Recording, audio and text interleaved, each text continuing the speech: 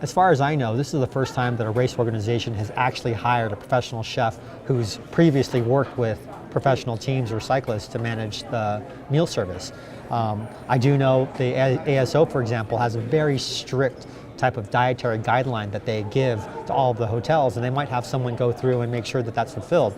But it's not someone who's been in the trenches with the teams, with the athletes, working with them on a day-to-day basis to address their needs. The pro team riders come in this way, and the first thing they come up to is like a carving station where there's always like a roast beef or a chicken or something like that.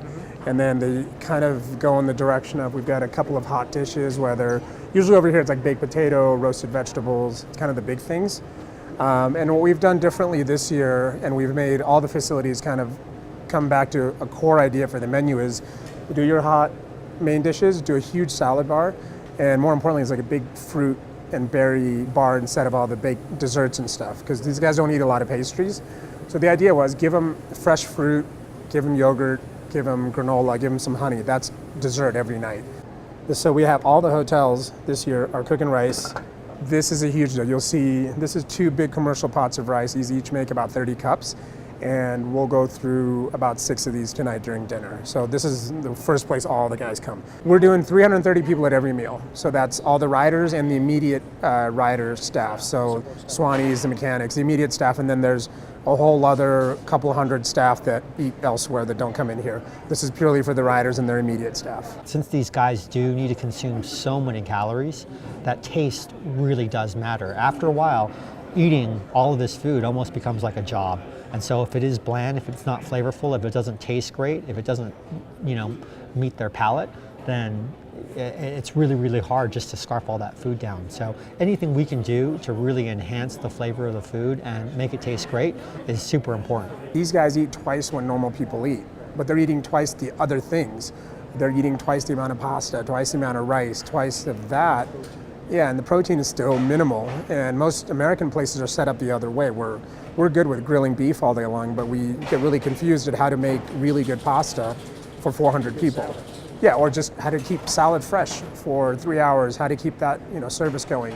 While I think the science of it is easy to manage, the execution is much harder to manage, especially when you're talking about some specific needs of athletes. For some athletes, they might be allergic to certain foods. They might be gluten intolerant, right? They might be dairy adverse. And so it's having enough of a palate so that every athlete can make the right choice. Obviously, inflammation is a huge thing in a stage race, and so trying to have foods with that are wheat-free, that may not have as much of an inflammatory load, having fresh fruits and vegetables, those sort of things are minor details, but they can make all the difference in the world. For the little teams, it's huge because this is something they never get to do, and they just kind of are relegated eating whatever's on the line.